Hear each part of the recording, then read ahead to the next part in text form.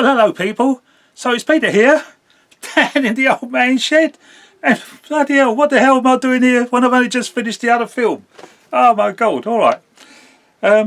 First, congratulations if you've found this channel, because you may have noticed I did succeed in changing the channel name.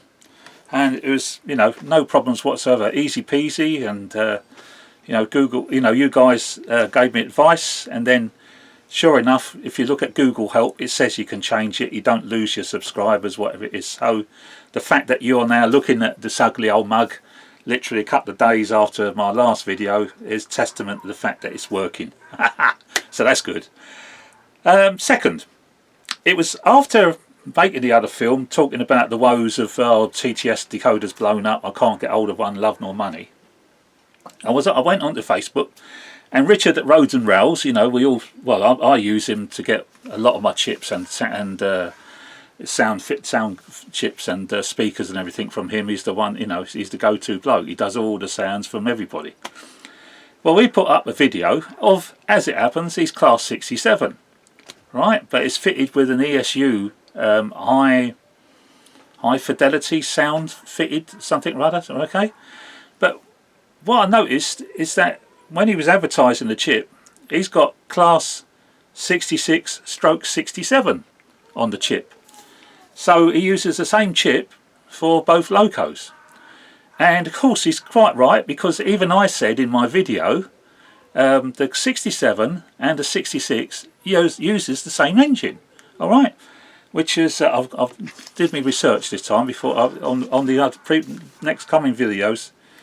I don't do my research. So General Motors EMD motor, okay, it's a V12 2-stroke diesel fitted in both. The 67 is made in Spain. All right, that's the difference, and the gearing is different on the 67, as I said, but otherwise it's the same engine. So that, with that in mind, I'm thinking myself, he's used the same chip. I thought myself, well, I've got two locos that are fitted with their TTS chips. Let's do a comparison. So I've got the 67 that I fixed, obviously running with a TTS 67 sound file, and I've also got a class 66 fitted into a Bachmann 66 TTS. Okay, there are differences between the two, all right? As I say in my film, you know, Hornby haven't cheated. They haven't just cloned the 66 and called it a 67. There are slight variations. More often than not, it's in the functions. You've got 24, 25 functions, and things like the horns, as I'll show you, they're different. The way it starts up, so there are differences. But the important thing is, I think so, once the thing's actually started up and running, it's got the whine that you would, you know, if you got your class 66, it's the same whine, you know, no matter what, 67 or 66, the whine is the same. When she's running, you know, the power build up and everything is the same. All right, so that's what I've done on this video for you guys. All right, just to show you the difference in between the two. Even though they use the same engine in real life, they sound the same in model format, but there is differences between them. So I've had a look before I started this film on the web. Still no 67 chips available, but there are class 66s available. So push comes to a shove, if you know, if I wanted what I wanted at the end of the day was the same chips in both locos. I didn't want an ESU super duper chip in one loco and then the TTS in the other one. So I can prove to you that by doing this, that you can use the two chips even though one is one. And at the end of the day, not only Richard is saying that he's selling the chips under the same numbers, but also the company soundtracks on their sound file. When you select, because it does for about 6 diesels, when you come to select the one for the, what they say, the 66, it also says it can be used as a class 67. So everybody's in agreement. It uses the a V12 2-stroke diesel. I think they call it an EMD, which is electric motor diesel or something, or division. Anyway, General. So you've got General Motors makes one, and the other one's made in Spain. Okay. Right. Okay. So we have on the track the 67 and the 66, both fitted with Hornby's TTS sound chip for their respective class. Both use a single iPhone speaker.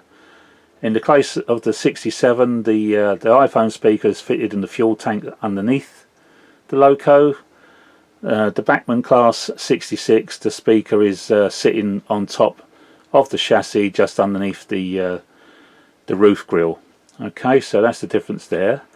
Also on the Bachmann class 66, the algorithm has been changed on the TTS chip because it is a Bachmann loco.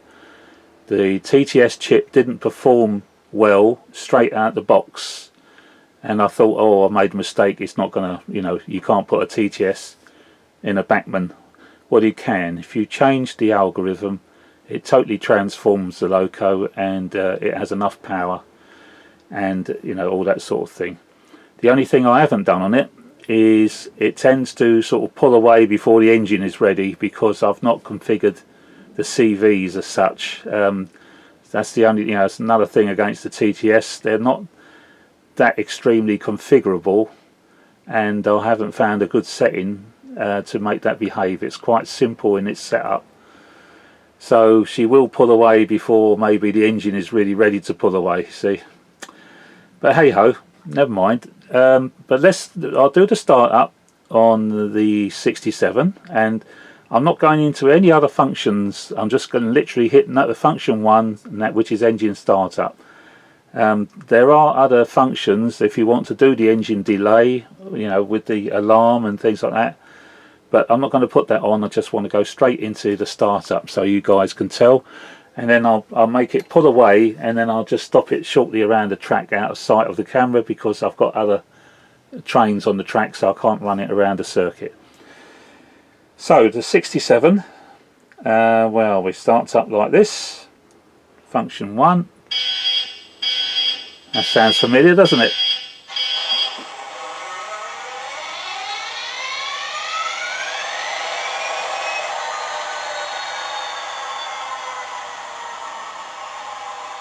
And it's all there. I can put the lights on. She will go forward in a minute. Yeah, there we go.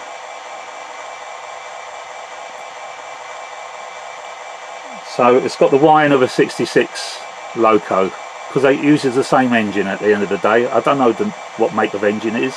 I've forgotten. I should have done my research, but it doesn't matter.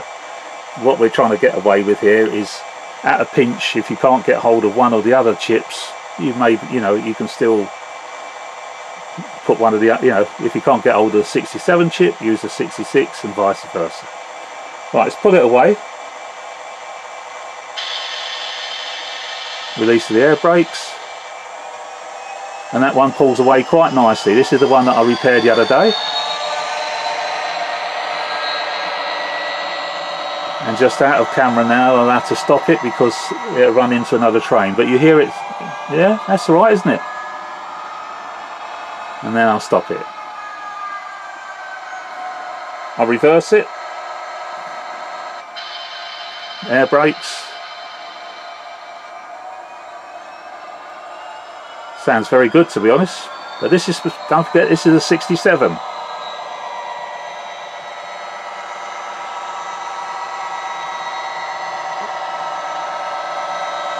Coming in slowly. So there's absolutely nothing wrong with this loco now. It's had a new motor in it. Performs very, very well.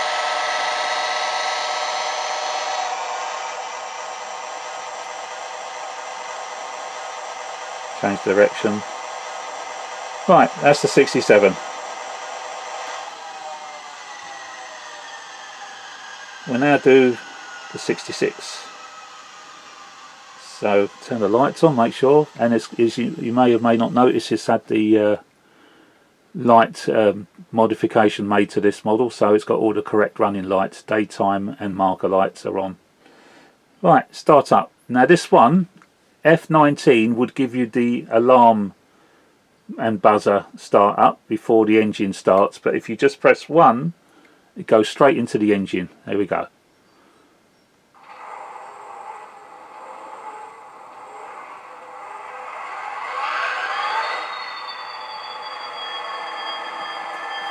So a little bit deeper in the initial start up of the engine, but once the engine's up and running, that predictable 66 whine. Okay, now this one will pull away a bit smartish before the sound of the engine catches up, because as I say, it's I think because I put algorithm 2 and it's giving it more power, but it could do with tweaking the CVs, but I haven't done that. Let's have a go. Still get air brakes.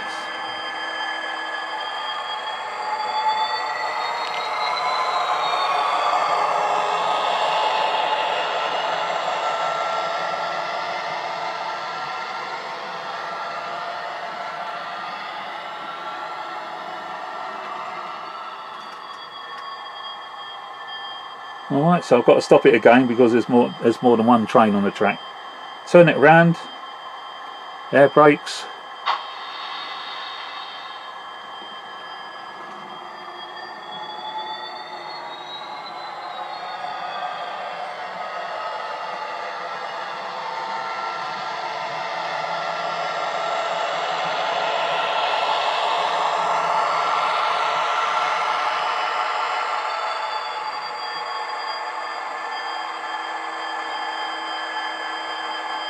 There you are. And the only other difference, when I turn the power off, when I tell you that the functions, you know, there is differences in the functions, okay? So they haven't just cloned the 66 chip and called it a 67. They have gone to the trouble of slightly tweaking them.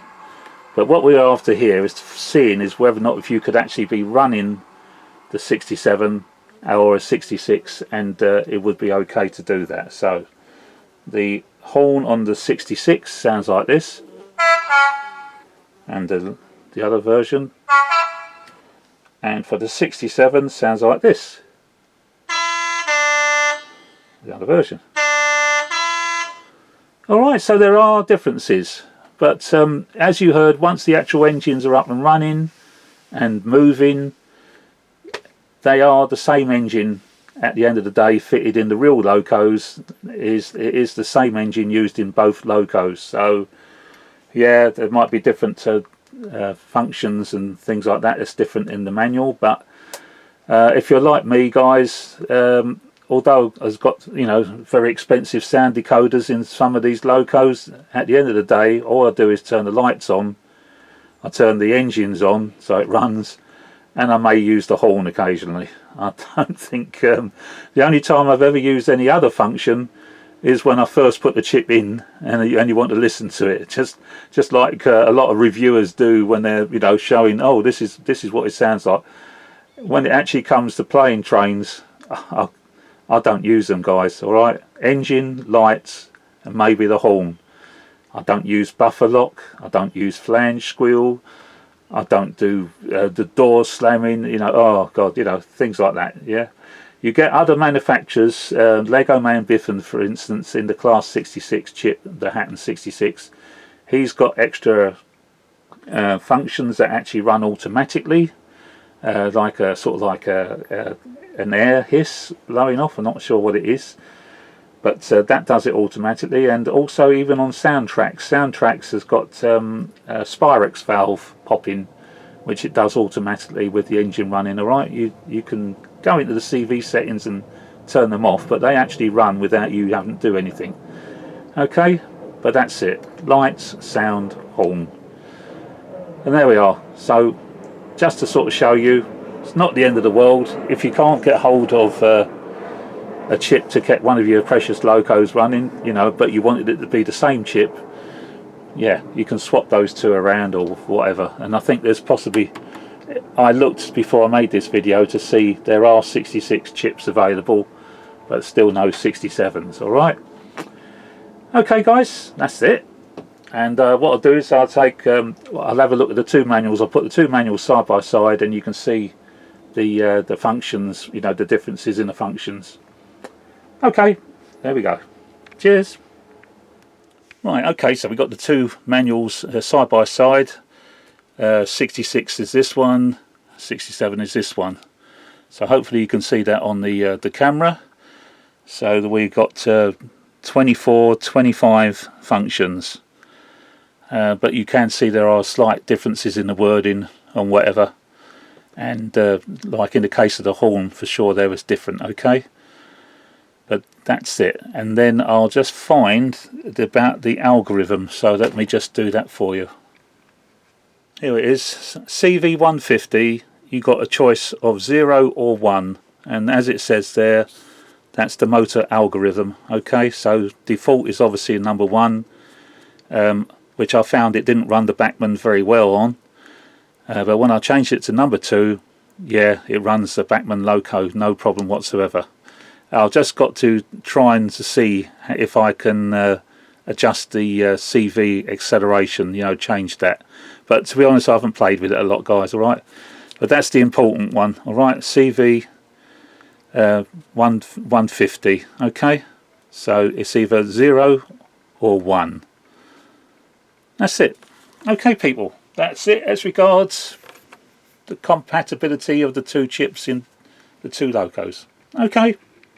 Alright, so there we are. So well done in finding me. I'm down here on the bloody hottest day of the year. Oh, Jesus Christ. But because I'm sitting down, I'm alright down in the old man shed. It's you know, the heat is up there, up in the roof space. So it may be up to, let's have a look, see what the phone is telling me now. It's 3, coming up to 4 o'clock in the afternoon, looking at his phone, and it's telling me that the temperature is over 20 degrees. Well, in here, well, it should be more than that, to be honest. I should do a refresh and see what it tells you, because it's supposed to be really, really hot today. It's supposed to be, oh, what's it? Well, 24. Yeah, so yeah, in an hour, yeah, 24. Yes, 24. All right, it's not 20, it's 24 degrees. Okay, and I think it's getting even hotter. But I'm all right in the old man shed, because unlike you guys up in the loft, you know, the heat. Yes, the heat rises, but it's up there.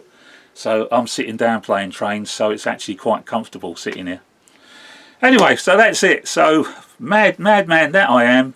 I'm already back making another video for you, alright? But it was just like a, you know, just to show you the difference. I thought myself, yeah, chip, you know, I was so concerned, oh, I haven't got a class 67 chip. I was gutted until Greg helped me out.